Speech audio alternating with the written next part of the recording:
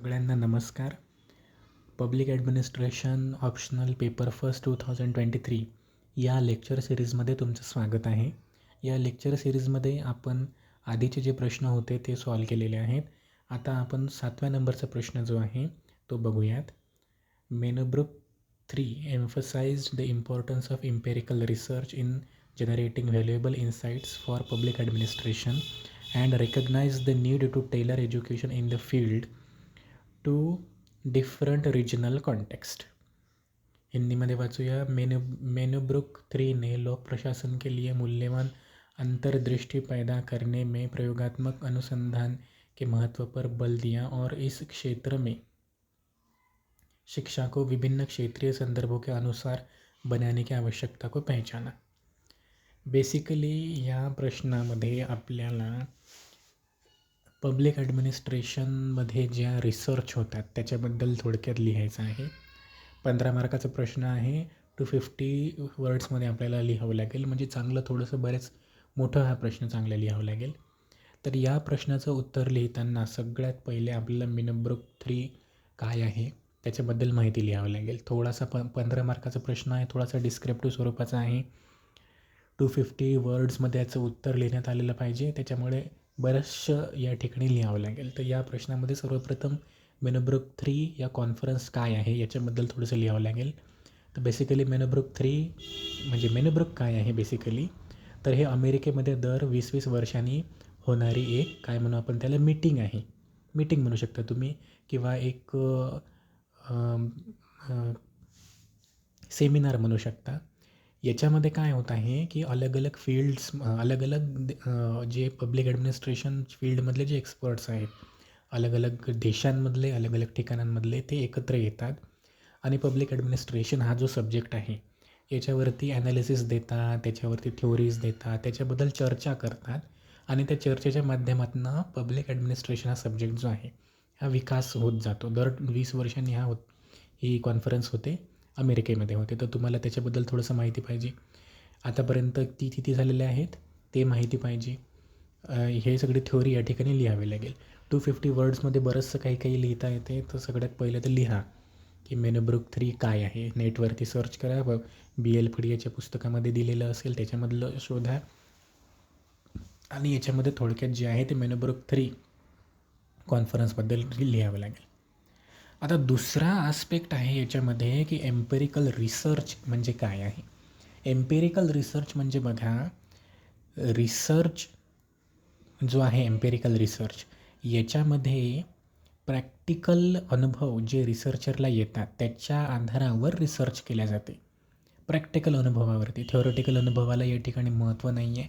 थेऑरेटिकल नॉलेजला या ठिकाणी फारसं महत्त्व नाही आहे. प्रॅक्टिकल ऑब्झर्वेशन, प्रॅक्टिकल घटना ज्या घडतात त्याच्यावरती आधारित रिसर्च याला काय म्हणतात, एम्पेरिकल रिसर्च आहे. ठीक आहे. जसं की आता फॉर एक्झाम्पल आपले आईवडील जे असतात ते, किंवा आईवडील म्हणण्यापेक्षा आपले जे ग्रँडपॅरेंट्स असतात, आजोबा आजी, त्यांचं खूप मोठं आयुष्य झालेलं असते. तर त्यांनी आयुष्य जे असते ते बऱ्यापैकी आपल्यापेक्षा खूप जास्त आयुष्य बघितलेलं आहे. तर ते ज्या गोष्टी सांगत असतात ते डायरेक्ट त्यांच्या अनुभवातून सांगतात. आपण बुक्समधून ते वाचून सांगतात का? नाही. ते स्वतःच्या अनुभवातून, स्वतःच्या लाईफमधून ते उदाहरणं घेतात आणि ते आपल्याला शिकवत असतात. ठीक आहे. तर हे काय झालं, प्रॅक्टिकल अनुभव झाला. त्यांनी कुठल्या पुस्तकातून वाचून आयुष्य शिकलेलं नाही आहे त्यांनी, किंवा आयुष्यात काय कसं करायचं असते, आयुष्य कसं जगायचं असते, आयुष्यामध्ये कसे प्रॉब्लेम्स येतात, आयुष्य कसं हँडल करायला पाहिजे, आयुष्यामध्ये येणारे प्रॉब्लेम्स कसे सोडवायला पाहिजेत, ह्या सगळ्या गोष्टी त्यांनी अनुभवातून शिकलेल्या आहेत ते, आणि ते स्वतःचा अनुभव आपल्याला शेअर करत असतात. ते स्वतःच्या अनुभवातून नॉलेज गेन करतात आणि ते नॉलेज आपल्याला देतात. ते कुठलं बुक वाचतात का? नाही. लक्षात. याला काय म्हणतात, प्रॅक्टिकल अनुभव. प्रॅक्टिकल रिसर्च म्हणजे पुस्तकातून वाचून केलेला रिसर्च नाही, तर प्रॅक्टिकल अनुभवावरती आधारित रिसर्च. प्रॅक्टिकल गोष्टी ज्या होतात ते थेऑरेटिकल नाही. हे आहे, याला काय म्हणतात, इम्पेरिकल रिसर्च. आणि कोणाच्या संदर्भात इम्पेरिकल रिसर्च, तर पब्लिक ॲडमिनिस्ट्रेशन या फील्डमधलं. ठीक आहे. तर या प्रश्नामध्ये आपल्याला मग एम्पेरिकल रिसर्च म्हणजे काय आहे ते पण लिहावं लागेल. ठीक आहे. आणि त्यानंतर आता मूळ मुद्द्यावरती येऊया. मूळ मुद्दा जो आहे तो असा आहे, and recognise the need to tailor education in the field to different regional context. म्हणजे बेसिकली यांनी असं सांगितलेलं आहे की मेनब्रुक 3मध्ये जास्त फोकस केले. मेनब्रुक 3मध्ये असं डिस्कस झालेलं आहे की पब्लिक ॲडमिनिस्ट्रेशनमध्ये जर का आपल्याला थ्योरी द्यायची असेल, पब्लिक ॲडमिनिस्ट्रेशनमध्ये जर का आपल्याला रिसर्च करायचा असेल, तर आता काळाची गरज आलेली आहे की प्रॅक्टिकल गोष्टींना आधार घेऊन, प्रॅक्टिकल अनुभवातल्या गोष्टींना आधार घेऊन त्या रिसर्च करावा. आणि दुसरी गोष्ट म्हणजे की रिसर्च जो केला पाहिजे तो अशा पद्धतीने करायला पाहिजे. रिसर्च जो आहे तो अशा पद्धतीने करायला पाहिजे की अलग रिजन्समधला जे प्रॉब्लेम्स आहेत त्याच्यावरती रिसर्च झाला पाहिजे. आणि त्याचबरोबर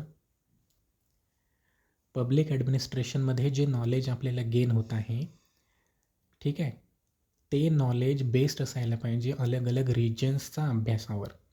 म्हणजे फॉर एक्झाम्पल या प्रश्नामध्ये त्यांनी जसं सांगितलेलं आहे की valuable insights for public administration and recognise the need to tailor education in the field to different religion context. आणि त्यानंतर त्यांनी असं सांगितलेलं आहे की पब्लिक ॲडमिनिस्ट्रेशनचा अभ्यास जो आहे, पब्लिक ॲडमिनिस्ट्रेशन या सब्जेक्टमधलं जे रिसर्च आहे ते आता रिजनल लेवलचा अभ्याससुद्धा त्या ठिकाणी झाला पाहिजे. आणि रिजनल लेवलचा जो अभ्यास आहे अशा पद्धतीने याच्यामध्ये ॲड करायला पाहिजे. रिजनल लेवलचा जो अभ्यास आहे तो अभ्याससुद्धा आपल्याला पब्लिक ॲडमिनिस्ट्रेशनमध्ये ॲड करायला पाहिजे आपण, असं या प्रश्नामध्ये आपल्याला लिहायचं आहे. ठीक आहे. तर जसं आता ही जी गोष्ट आहे, जसं या प्रश्नामध्ये विचारण्यात आलेलं आहे आपल्याला की पब्लिक ॲडमिनिस्ट्रेशनमध्ये अभ्यास करत असताना किंवा रिसर्च करत असताना फक्त अमेरिकापुरता अभ्यास करणं महत्त्वाचं राहील का? अमेरिका हा देश खूप डेव्हलप आहे किंवा ब्रिटन हा देश खूप वेगळा आहे, तो डेव्हलप देश आहे.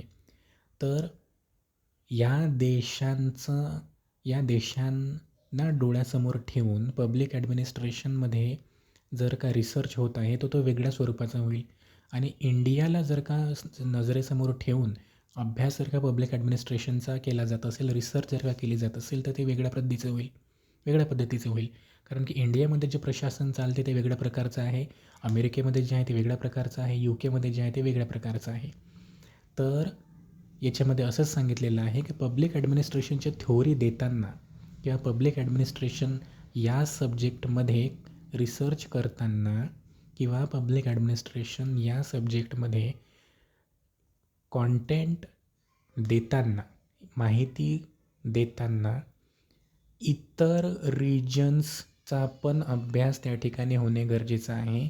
म्हणजे रिजन वाईज जे अलग प्रकारचं ॲडमिनिस्ट्रेशन आहे त्याचासुद्धा अभ्यास झाला पाहिजे. त्यासुद्धा गोष्टी आपल्याला पब्लिक ॲडमिनिस्ट्रेशन या विषयामध्ये आणायच्या आहेत. म्हणजे USचं ॲडमिनिस्ट्रेशन कशा प्रकारचं आहे, UKचं कशा प्रकारचं आहे, फ्रान्सचं कशा प्रकारचं आहे, त्याचबरोबर इंडियाच्या कशा प्रकारचं आहे, या सगळ्या गोष्टींना महत्त्व दिलं गेलेलं पाहिजे. आपण पब्लिक ॲडमिनिस्ट्रेशन जे UKच्या कॉन्टेक्स्टमध्ये शिकतो ते आपण भारतावर लागू नाही करू शकत, बरोबर. भारतामध्ये जे ॲडमिनिस्ट्रेशन आहे ते अभ्यास केल्यानंतर ज्या गोष्टी आपल्याला माहिती पडतात किंवा जे ॲनालिसिस आपण करतो ते ॲनालिसिस किंवा ते ऑब्झर्वेशन आपण USवरती लागू नाही करू शकत. आणि USमधलं ऑब्झर्वेशन जे आहे पब्लिक ॲडमिनिस्ट्रेशनचं ते आपण इंडियामध्ये ॲड नाही करू शकत किंवा ते इंडियामध्ये लागू नाही पडत. तर या ठिकाणी तेच लिहायचं आहे की आता पब्लिक ॲडमिनिस्ट्रेशनमध्ये अशी गरज आलेली आहे की रिजनल जे डिफरन्सेस आहेत, रिजन वाईज इंडियामध्ये वेगळं आहे, पाकिस्तानमध्ये वेगळं आहे, चायनामध्ये वेगळं आहे, USमध्ये वेगळं आहे, UKमध्ये वेगळं आहे. तर अलग कंट्रीजमध्ये जे पब्लिक ॲडमिनिस्ट्रेशन आहे त्याच्याबद्दलची माहिती आता आपल्याला पब्लिक ॲडमिनिस्ट्रेशनमध्ये ॲडअप करत जावं लागेल. एखाद्या कंट्रीपुरतं पब्लिक ॲडमिनिस्ट्रेशन मर्यादित नाही आहे. एका कंट्रीचा आपण अभ्यास करू, त्याच्यातल्या पब्लिक ॲडमिनिस्ट्रेशनच्या थ्योरीज आपण निर्माण करू, आपण काही सिद्धांत जे असतात, थ्योरीज असतात ते तयार करू, काही ऑब्झर्वेशन आपण करू. पण एका कंट्रीचं ऑब्झर्वेशन दुसऱ्या कंट्रीपासून वेगळं असेल ना. केचं ॲडमिनिस्ट्रेशन वेगळ्या प्रकारचं आहे. ठीक आहे. केचं ॲडमिनिस्ट्रेशन अभ्यास करत असताना जे ऑब्झर्वेशन आपल्याला भेटतील ते त्या ऑब्झर्वेशनच्या आधारित जे काही माहिती आपण गोळा करू, ती माहिती किंवा ते ऑब्झर्वेशन आपण इंडियाला लागू नाही करू शकत. इंडियाचं वेगळ्या प्रकारचं राहील. तर तेच याच्यामध्ये लिहायचं आहे की आता गरज आहे की रिजन वाईज अभ्यास आपल्याला करणं गरजेचं आहे. कारण की रिजन वाईज काय आहे, डायव्हर्सिटी आलेली आहे. प्रत्येक देशातला समाज वेगळ्या प्रकारचा आहे. केमधला समाज वेगळ्या प्रकारचा आहे, ब्रिटनमधला समाज, इंडियामधला समाज वेगळ्या प्रकारचा आहे, चायनामधला समाज वेगळ्या प्रकारचा आहे. तर अशा प्रकारे जे आहे ॲडमिनिस्ट्रेशनचे अलग अलग फॉर्म्स अलग अलग कंट्रीजमध्ये आहेत. तर आता गरज आहे की अलग अलग देशांमधला पब्लिक ॲडमिनिस्ट्रेशनचा अभ्यास करावा लागेल. कॉम्पॅरेटिव्ह अप्रोच त्या ठिकाणी करावं लागेल. आणि त्याचबरोबर आता गरज आलेली आहे की प्रॅक्टिकल ऑब्झर्वेशनच्या ज्या गोष्टी आहेत, थेरॉटिकल नाही, प्रॅक्टिकल ऑब्झर्वेशनच्या ज्या गोष्टी आहेत त्या गोष्टींना बेस घेऊन त्याच्यावरती रिसर्च करणं ही काळाची गरज आहे. बेसिकली या प्रश्नाचं थीम हे आहे.